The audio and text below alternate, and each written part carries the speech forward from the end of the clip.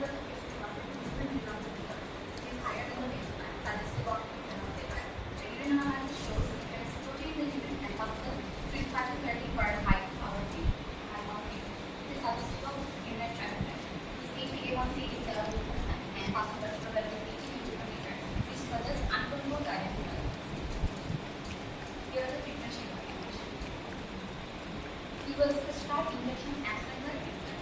The name for which is insulin, which is a long-acting insulin that mainly controls the baseline sugar level. It was prescribed as 14 units at night to the subcutaneous route before being treated. It was also prescribed injection operatic, which is insulin aspart. It is a rapid-acting insulin that controls the post-meal sugar spike.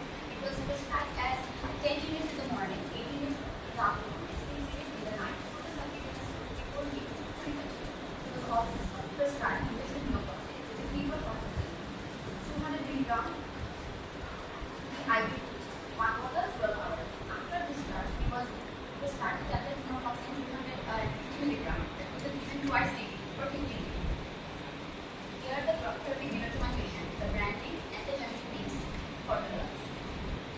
The result and outcome of the treatment. The diabetes have been well controlled and symptoms have been improved. The case study of my patient. Definition of therapy. Here are the problems that my patient presented. The type of diabetes. Mellitus is a metabolic disorder that is characterized by high blood glucose levels due to a combination of insulin resistance, and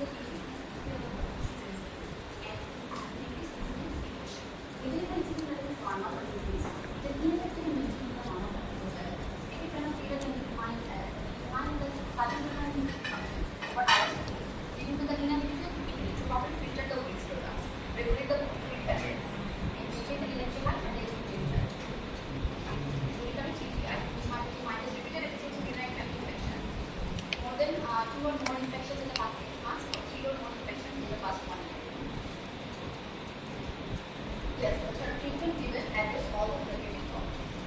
Here are the alternatives of the drugs prescribed to my patient. For insulin glycine, the alternatives can be insulin degludec, the insulin degludec, or insulin aspart, the insulin zero, and insulin zero. For severe the alternative could be oral.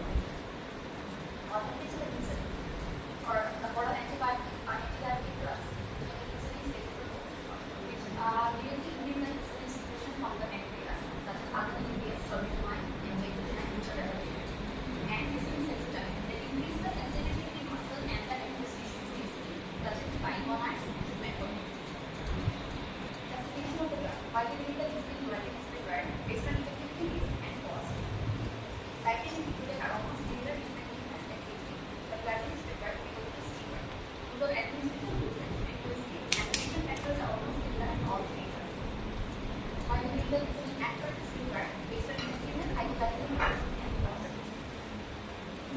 Aspart is most widely available in Bangladesh. Its drug is slightly costlier, and insulin is less commonly available.